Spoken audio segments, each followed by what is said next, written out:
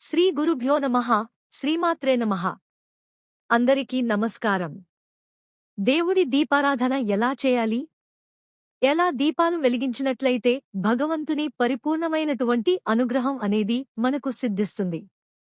ముఖ్యంగా దీపాన్ని వెలిగించేటప్పుడు పాటించవలసిన నియమాలు ఏమిటి? దీపాన్ని వెలిగించేటప్పుడు ఏ మంత్రాన్ని జపించినట్లయితే భగవంతుని అనుగ్రహము మన మీద తొందరగా కలుగుతుంది అనేటువంటి విషయాలన్నీ కూడా ఈ వీడియోలో మనం తెలుసుకుందాం. ఈ వీడియోకి ఒక లైక్ వేసి మీ ఫ్రెండ్స్ కి షేర్ చేయండి. అలాగే జై శ్రీకృష్ణ అని ఒక చిన్న కామెంట్ చేయండి. ముఖ్యంగా దీపారాధన చేయాలంటే మనము పగలైనా సాయంకాలమైన పరిశుభ్రంగా స్నానం చేసి రావాలి. మగవాళ్లు అయితే తల స్నానం చేయాలి. ఆడవాళ్లు అయితే మామూలుగా స్నానం చేసిన పర్వాలేదు. కాని ఆడవాళ్లు మైల ఉన్నప్పుడు, అదేవిధంగా ఋతుదోషం ఉన్నప్పుడు మాత్రము తలస్నానం చేయాలి. మామూలు రోజుల్లో అయితే ఆడవాళ్లకి తలస్నానం చేయకపోయినా పర్వాలేదు. అలా స్నానం చేసి వచ్చిన తర్వాత పూజా మందిరంలో ఏదైనా ఒక పీట మీద గాని ఆసనం మీద గాని కూర్చోవాలి. నేలమీద కూర్చుని ఎప్పుడు దీపారాధన చేయకూడదు. దీపారాధన చేయడానికి ముందుగా మనకు 2 చిన్న చిన్న ప్లేట్స్ మరియు 2 దీపపు కుందులను తీసుకోండి. ఆ చిన్న ప్లేట్స్ను దీపపు కుందులు కింద ఉంచండి. ఎప్పుడు దీపాన్ని మనము నేలమీద పెట్టకూడదు. నేలమీద పెట్టి దీపారాధన చేసినట్లయితే ఫలితం అనేది మనకు లభించదు. అలా 2 దీపపు కుందులను తీసుకుని చిన్న చిన్న ప్లేట్స్లో పెట్టుకోవాలి. దీపపు కుందులు వెండి దీపాలైనా, ఇత్తడి దీపాలైనా, రాగి దీపాలైనా పర్వాలేదు. కానీ స్టీల్ దీపాన్ని ఎటువంటి పరిస్థితుల్లోనూ మనం ఉపయోగించకూడదు. ఇనుము అనేది పూజల్లో నిషిద్ధం. ఇలా మనం దీపాలను పెట్టుకున్న తర్వాత సాధ్యం అనుకుంటూ దీపపు కుందుల్లో ఆవు నెయ్యి పొయ్యాలి. మీకు ఆవు నెయ్యి దొరకకపోతే నువ్వుల నూనె అయినా పోసుకోవచ్చు. ముఖ్యంగా 3 నూనెలను పూజలకు వినియోగించాలని పెద్దలు చెప్పారు. మొట్టమొదటిది ఆవు నెయ్యి. ఆవు నెయ్యి లక్ష్మీదేవికి చాలా ప్రీతికరం. శ్రీమన్నారాయణనికి, వెంకటేశ్వర స్వామికి, శివుడికి, విఘ్నేశ్వరుడికి వీళ్ళందరికీ కూడా ఆవు నెయ్యి అంటే చాలా ప్రీతికరం. ఆవు నెయ్యి దీపాలు వెలిగించినట్లయితే తొందరగా లక్ష్మి అనుగ్రహము అనేది కలుగుతుంది. ముఖ్యంగా తిరుమలలో కూడా స్వామివారి యొక్క గర్భగుడిలో నిత్యమూ ఆవునేతి దీపాలు వెలుగుతూ ఉంటాయి. ఆగమశాస్త్రముతో నిర్మించిన ఏ దేవాలయం అయినా సరే ఆవు నెయ్యి దీపాలు వెలిగిస్తారు.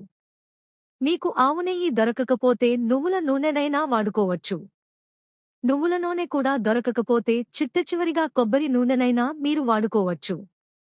మీరు ఆవు నెయ్యి, నువ్వుల నూనె, కొబ్బరి నూనె తప్ప వేరే నూనె వాడినట్లయితే ఫలితం అనేది మీకు కలుగదు. అదేవిధంగా ముందుగా నెయ్యి పోసుకోవాలి. తర్వాత ఒత్తులు వేసుకోవాలి. చాలామంది ఒత్తులు వేసి నెయ్యి పోస్తారు. అలా చేయకూడదు. అలా చేసినట్లయితే ఫలితం ఉండదు. ఒక దీపంలో 3 వత్తులు కలిపి వేసుకోవాలి.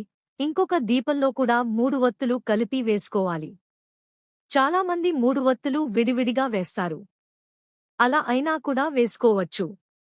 3 వత్తులు దీపంలో ఉంటే చాలు. ఇలా ఒత్తివేసిన తక్షణమే కాస్త తడుపుకోవాలి. ఒత్తులు సరిగా తడపకపోతే దీపము వెంటనే కొండ ఎక్కుతుంది. కాబట్టి నెయ్యిలోగాని నూనెలోగాని ఒత్తిని తడుపుకుని ఏకహారతితో ఆ దీపాన్ని వెలిగించుకోవాలి. మనము ఏకహారతిని ముందుగా వెలిగించుకుని పెట్టుకోవాలి. చాలామంది అగ్గిపెట్టెతో దీపారాధన చేస్తారు. అగ్గిపెట్టెతో దీపారాధన అనేది అంత మంచిది కాదని చెప్తారు. మరి కొంతమంది అగ్గిపుల్లతోనే వెలిగించవచ్చు అని చెప్తారు. అది మీ ఇష్టము. ముందుగా దేవుడికి కుడిపక్క ఉన్న దీపాన్ని వెలిగించాలి. చాలామంది మనకు కుడిపక్క ఉన్న దీపాన్ని వెలిగిస్తారు. ఎప్పుడూ అలా చేయకూడదు. దేవుడికి కుడిపక్క ఉన్న దీపాన్ని మాత్రమే వెలిగించాలి. దీపాన్ని వెలిగించేటప్పుడు ఈ చిన్న మంత్రాన్ని చదవండి. దీపం కరోతు కళ్యాణం ఆరోగ్య ధనసంపదాం. శత్రుబుద్ధి వినాశాయ దీపం జ్యోతిర్నమోస్తుతే. భావం ఏమిటంటే దీపము శుభములను కలిగించి, ఆరోగ్య ధనసంపదలను కలిగించి, శత్రుబుద్ధిని మారుస్తుంది. అటువంటి దీపమునకు నమస్కారము అని భావము. ఇక రెండో దీపం వెలిగించేటప్పుడు ఓం దీపోజ్యోతి పరం బ్రహ్మ దీపః సర్వతమోపః దీపేన సాధ్యతే సర్వం సంధ్యాదీప నమోస్తుతే. భావం ఏమిటంటే దీపం జ్యోతి స్వరూపమైనది. అదే పరంబ్రహ్మం. దీపం చీకటిని పారద్రోలుతుంది. ఈ దీపం వల్లే సర్వకార్యాలు సుగమం అవుతున్నాయి. అటువంటి సంధ్యా దీపమా? నీకు నమస్కారం అని అర్థం.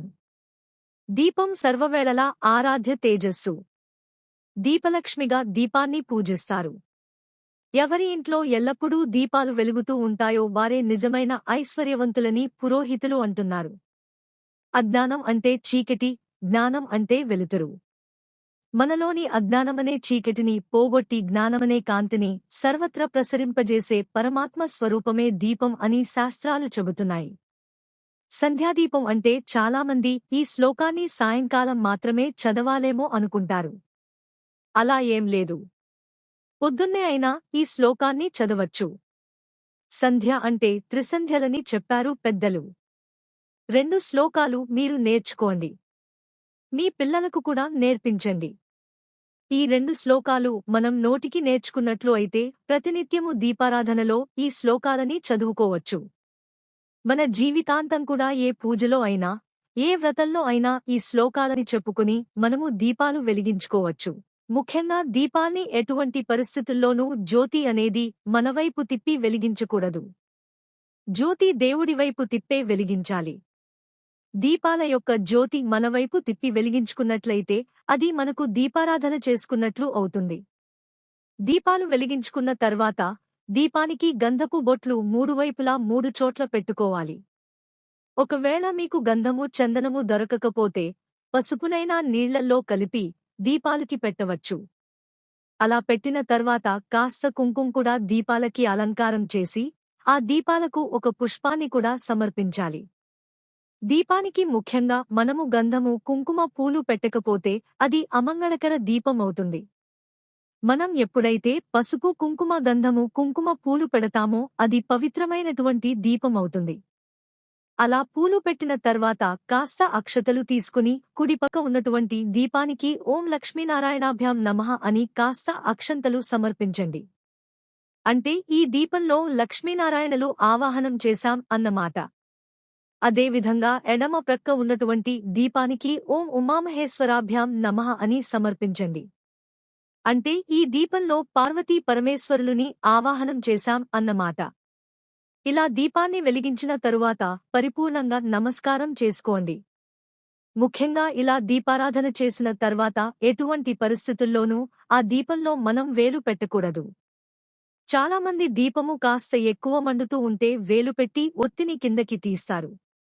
అలా వేలు పెట్టి ఒత్తిని పైకెత్తుతూ ఉంటారు.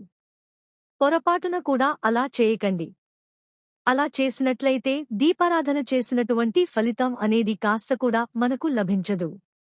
ముఖ్యంగా దీపాన్ని మనం కాస్త తగ్గించాలంటే ఏదైనా పుష్పానికి ఉన్నటువంటి ఒక కాడను తీసుకుని అలా దీపాన్ని తగ్గించుకోవాలి. లేదా ఏదైనా ఒక చిన్న పుల్లతోగాని అలా దీపాన్ని పైకెత్తాలిగాని మనం వేలుని అందులో ఉంచకూడదు. ముఖ్యంగా దీపాన్ని ఎటువంటి పరిస్థితుల్లోనూ నోటితో ఆర్పకూడదు. చేతితో కూడా ఆర్పకూడదు. ఆ దీపమే కొండెక్కే వరకు మనం ఉండాలి. చాలామంది ఇంట్లో దీపం ఆరిపోయిందని చెప్తారు. అది అమంగళకరమైన పదం. దీపం ఆరిపోయింది అని పొరపాటున కూడా మన నోట్లో రాకూడదు. దీపం కొండెక్కింది అని మాత్రమే చెప్పాలి. ఇలా దీపారాధన చేసిన తర్వాత మళ్ళీ మనము దాంట్లోనే దీపారాధన చేయకూడదు. అంటే ఒకసారి దీపం కొండెక్కిన తర్వాత సాయంకాలం కొంతమంది దాంట్లోకి ఒత్తివేసి నూనె మిగిలిపోతే వెలిగిస్తూ ఉంటారు. పొరపాటున కూడా అలా చేయకూడదు. దీపం ఒక్కసారి వెలిగించి కొండెక్కిన తర్వాత మళ్లీ పరిశుభ్రంగా దీపాన్ని కడిగి మళ్లీ అందులో నూనె పోసి మళ్లీ కొత్త ఒత్తులు వేసి మాత్రమే వెలిగించాలి. ముఖ్యంగా నూనె మిగిలిపోతే దాన్ని ఇంకొక దీపంలో వేయడంగాని సాయంకాలం మళ్లీ ఆ నూనెలోకి ఒత్తివేసి వెలిగించడం కానీ పొరపాటున కూడా అటువంటి తప్పు పనులు మనము చేయకూడదు. ఒకసారి దీపారాధన చేసిన తర్వాత మళ్లీ దాన్ని పరిశుభ్రంగా కడిగి మళ్లీ దేవుడికి దీపారాధన చేయాలి. ముఖ్యంగా దీపంలో ఉన్నటువంటి ఒత్తులు పూర్తిగా కాలిపోవడం ప్రకృతి సహజమే. దానివల్ల మనం ఏమీ భయపడవలసిన అవసరం లేదు. కాబట్టి ఇలా దీపారాధన చేసినట్లయితే భగవంతుని అనుగ్రహము అనేది పరిపూర్ణంగా మీకు సిద్ధిస్తుంది. తప్పకుండా అందరూ కూడా 2 శ్లోకాలు నేర్చుకుని ప్రతినిత్యము పూజలో ఇలా దీపారాధన చేసుకోండి. మా వీడియోస్ చూసినందుకు ధన్యవాదములు. దయచేసి మా ఛానల్ని లైక్ చేసి సబ్స్క్రైబ్ చేసుకుని మమ్మల్ని సపోర్ట్ చేయండి.